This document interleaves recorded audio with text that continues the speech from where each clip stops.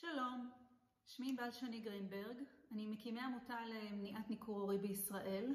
אני אימא מנוכרת בעברי, והיום מלווה הורים, בני משפחה ואנשי מקצוע מתמודדים עם ניכור. את סדרת הסרטונים הקרובה אני רוצה להקדיש למיתוסים על ניכור הורי, שתוקעים הורים מלחדש קשר עם הילדים שלהם. אני אתחיל ואומר שאולי הסיבה המרכזית שניכור הורי מצליח, זה שהוא מנוגד לכל היגיון.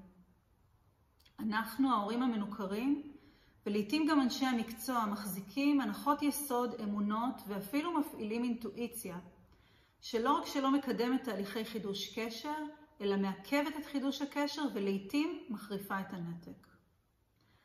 אז המיתוס הראשון והגדול ביותר על ניכור, זה שהילד המנוכר שונא את ההורה שהוא דוחה, לא רוצה איתו שום קשר, ומשאת ליבו היא שההורה הזה יעזוב אותו לנפשו ויצא מחייו. המיתוס הזה הוא טעות גמורה.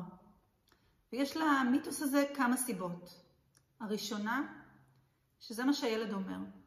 זה מה שהילד אומר בצורה נחרצת וחד משמעית. יותר מזה, זה מה שהילד עושה בצורה מאוד מאוד אקטיבית כדי לגבות את האמירות האלה. אני אומר לכם שזה מה שהילד עושה בצורה כל כך חריפה, כדי לשכנע את עצמו שזה מה שהוא מרגיש וזה מה שהוא חושב. ויותר מזה, זה מה שהוא עושה כדי לשכנע אנשים מסביבו, ובעיקר הורה מאוד אהוב שהוא מבקש לרצות אותו. הסיבה השנייה שהמיתוס הזה כל כך חזק היא שהיא מבוססת על הרבה מאוד הנחות חברתיות. הראשונה היא שגירושים, ובוודאי גירושים בקונפליקט גבוה, שמים את הילדים במצוקה, לעתים הם כועסים, זועמים, או אפילו מזדהים עם הורה אחד, וכשעוצמת הקונפליקט תירגע ויעבור זמן, והילד יתבגר או יתפכח, הוא יחזור לקשר. עבודה עם הורים מנוכרים ועם משפחות שילדים בהם חווים ניכור מוכיחה בדיוק את ההפך. הזמן לא רק שלא עושה את שלו, אלא שהוא מעמיק ומחריף את הנתק. ויותר מזה, ילדים מנוכרים לא רק שלא מתפכחים מעצמם, אלא שלעיתים ההתפכחות הזאת זה התהפכות וניכור הצד שכנגד. אני אדבר אולי על עוד אמונה שאנחנו מחזיקים בה, והיא שאם ילד דוחה קשר, סימן שההורה, אותו הוא דוחה, הוא הורה פוגעני. המחקר והעבודה הקלינית עם ילדים שבהם באמת היה הורה פוגעני פיזית, מוכיחה שילד שחווה אלימות פיזית, לא רק שלא דוחה את ההורה האלים או הפוגעני שלו, אלא שהוא קמה שההורה הזה ישוב להיות הורה נורמטיבי, הוא קמה לאהבה שלו. לא רק שהוא לא דוחה את ההורה הזה, אלא אם הוא מרגיש רגשות קשים כלפי ההורה הזה, אז הם באים עם אמביוולנטיות, עם תחושות אשמה, עם רצון באהבה של ההורה הזה. בדיוק ההפך ממה שקורה לילד המנוכר, שדוחה את ההורה מכל וכל. והדבר השלישי שאנחנו מחזיקים אולי כחברה, והגיע הזמן לעשות לו סוף, היא שניתוקים במשפחה זה דבר נורמטיבי. ואפשר לראות מסביבנו הרבה מאוד משפחות שיש בהן נתק. ילד מנוכר שמנתק קשר מהורה, זה ילד שחשוף לאביוז, להתעללות נפשית. ילד מנוכר הוא לא ילד שבוחר בחירה חופשית ורציונלית. ילד מנוכר זה ילד שנקטע מחייו, קשר משמעותי ועמוק, שנמנעת ממנו אהבה ונמנע ממנו לאהוב.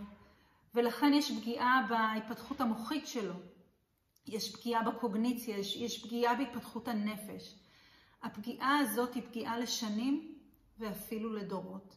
פגיעה ביכולת שלו להתחבר לעצמו, פגיעה ביכולת שלו לפעול בעולם ממקום בטוח, פגיעה באמון שלו במערכות יחסים, פגיעה באמון שלו בעצמו. הילד זה הוא ילד שיהפוך להיות עם נטייה לאובדנות, עם נטייה לדיכאונות, עם נטייה לשנאה עצמית, עם חוסר יכולת לפתח מערכות יחסים מיטיבות. הנתק הזה הוא הרסני ופוגעני, וצריך לעשות כל מה שביכולתנו כדי למנוע אותו. אני אעבור להנחת היסוד השלישית, או לסיבה השלישית, שתומכת במיתוס הזה להתקיים, והוא היעדר תמיכה. היעדר תמיכה של אנשי מקצוע מתחום בריאות הנפש שמבינים לעומק את התופעה הזאת, יודעים להבחן אותה ולספק למשפחה את המענים המתאימים כדי להירפא ממנה. והיעדר יד נחרצת, חד משמעית, של מערכת המשפט והחוק במדינה שלנו, שמונעת מהתעללות נפשית בילדים. הסיבה האחרונה שעוזרת למיתוס הזה להתקיים היא הטראומה. הטראומה שאנחנו ההורים המנוכרים עוברים. זו שהופכת את הכאב למשהו בלתי נסבל, ואת תחושת חוסר האונים לכל כך נחרצת. הטראומה הזאת שהופכת אותנו לממוסכים, לחסרי יכולת להאמין שהקשר הטבעי והחם והאוהב שלנו עם הילדים שלנו ניתן לשיקום. האמונה הזאת היא טרגית משום שהיא משאירה אותנו קורבנות, משאירה אותנו ליד הדלת הסגורה הזאת של ילדינו, לשבת בהמתנה פסיבית שמישהו יציל אותנו.